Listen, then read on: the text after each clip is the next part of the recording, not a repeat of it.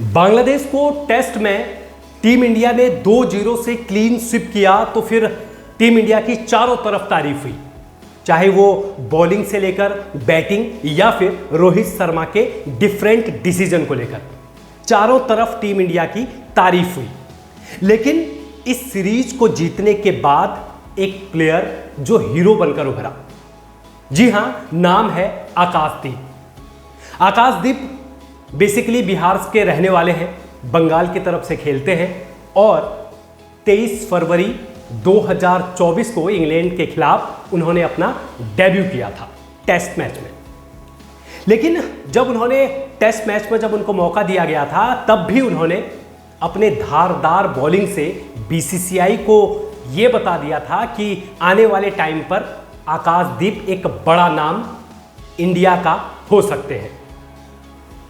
फिर क्या था, जब उन्होंने अपने इंग्लैंड के खिलाफ उन्होंने अपने पहले इनिंग में 3 विकेट लिए थे, लगभग 80 रन दिए थे उन्होंने उस मैच में। तो लेकिन उसके बाद जब बांग्लादेश के ये पूरा बांग्लादेश का सीरीज में जब उनको मौका मिला तब भी उन्होंने इंपैक्टफुल बॉलिंग करके सभी का ध्यान अपनी तरफ उन्होंने खींचा। जी हां, जब बांग्लादेश की ये पूरी सीरीज हो रही थी और जब वो बॉलिंग कर रहे थे तो पहले इनिंग में यानी कि चेन्नई में उन्होंने 2 विकेट लिए और कानपुर में उन्होंने पहले इनिंग में 2 और दूसरे इनिंग में 1 विकेट लिया। यानी कि आकाशदीप की अगर बात करूं तो टोटल उन्होंने अभी तक 3 मैच खेले हैं अपने कैरियर में और 8 विकेट लिए हैं। लेकिन बात यहां पर उनके टोटल विकेट की और अभी उनका छोटा सा अभी कैरियर है, हम उनको अभी तो मैं उनको जज नहीं करूंगा, लेकिन जिस तरीके से, जिस इंपैक्टफुल तरीके से वो बॉलिंग कर रहे थे उसको सबने उसको नोटिस किया। एक टाइम ऐसा आया जब बांग्लादेश का ये पूरा सीरीज चल रहा था तो आकाशदीप ने जब बॉलिंग करी तो उन्होंने अपने बॉलिंग से सबको प्रभावित किया और कप्तान ने भी उनको नोटिस किया।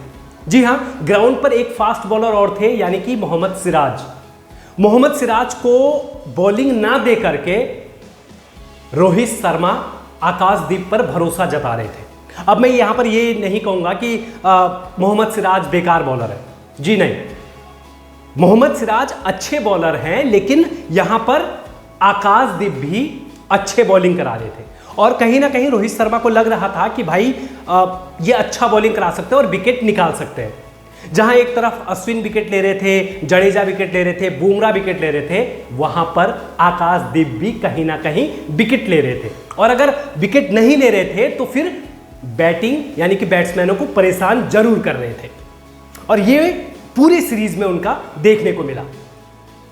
लेकिन अगर बात आकाशदीप की करें तो अगर आकाशदीप को अगर और आगे मौका मिलता है तो मुझे लगता है कि आने वाले टाइम पर वो एक बेहतरीन बॉलर टीम इंडिया को मिल सकता है।